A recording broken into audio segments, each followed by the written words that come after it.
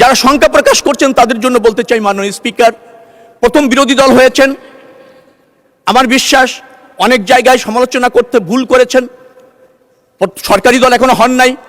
আমার বিশ্বাস আর 2-4 বার 5 বার বিরোধী দল থাকলে আস্তে আস্তে তারা সমালোচনাটাও বুঝে যাবেন।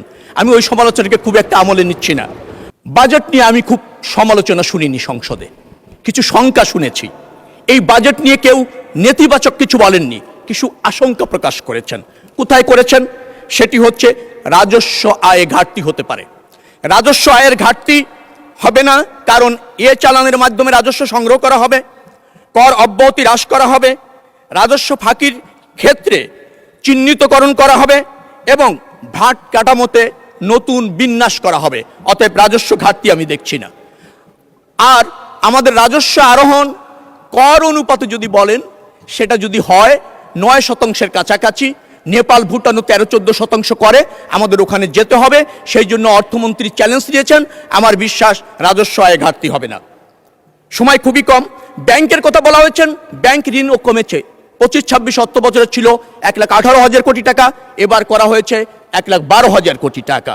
আমার মনে হচ্ছে যেভাবে কর্মসংস্থান সৃষ্টি হবে এবং আমাদের আপনার মূল্যস্ফীতি হ্রাস পাবে, তাতে জনগণের সঞ্চয় বাড়বে, অত ব্যাংকের অর্থর ঘাটতি কিন্তু হবে না। মাননীয় স্পিকার, ঘাটতি বাজেট কথা বলা হয়েছে। কর যদি আহরিত হয়, রাজস্ব ঠিকমতো যদি আহরিত হয়, ব্যাংক থেকে যদি লোনটা যেটা নির্ধারণ করা হয়েছে পাওয়া যাবে, ঘাটতি বাজেট হওয়ার কোনো সুযোগ থাকছে না। মাননীয় স্পিকার, ঘাটতি বাজেটে কথা বলা হয়, মার্কিন যুক্তরাষ্ট্র আপনি যান, সর্বশেষ বাজেটে 5.5 জিডিপির ঘাটতি বাজেট। পৃথিবীর সবচেয়ে বড় অর্থনীতির দেশ। আপনি চীনে যান, সেখানেও 4% জিডিপি ঘাটতি বাজেট। অতএব এই ঘাটতি বাজেট আমাদের এই দুরবস্থার মধ্যে আমরা সক্ষম হব এটা মিট আপ করতে এবং অ্যাচিভ করতে। মাননীয় স্পিকার, আমরাই জানি একমাত্র কিভাবে বাজেট বাস্তবায়ন করতে হয়।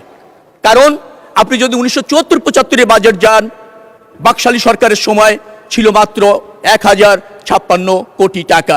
জিয়াউর রহমান 78-79-তে মাত্র 2 অর্থ বছরের ব্যবধানে সেটাকে 2700 কোটি টাকা করেছিল, প্রায় 2.5 গুণের উপর বৃদ্ধি করেছিল।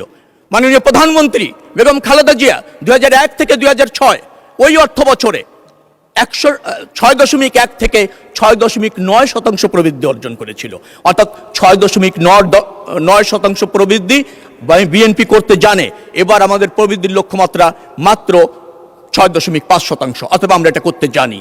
যারা শঙ্কা প্রকাশ করছেন তাদের জন্য বলতে চাই, মাননীয় স্পিকার, প্রথম বিরোধী দল হয়েছেন, আমার বিশ্বাস অনেক জায়গায় সমালোচনা করতে ভুল করেছেন, সরকারি দল এখনো হন নাই। আমার বিশ্বাস আর 2-4 বার 5 বার বিরোধী দল থাকলে আস্তে আস্তে তারা সমালোচনাটাও বুঝে যাবেন। আমি ওই সমালোচনাকে খুব একটা আমলে নিচ্ছি না। মাননীয় স্পিকার, আমি যেটা বলতে চাই সেটা হচ্ছে বিএনপি জানে কি করণীয়। আমরা পথ খুঁজিনি, পথ দেখিয়েছি, বাস্তবায়ন করে প্রমাণ করতে চাই আমরা বাস্তবায়ন করতে জানি।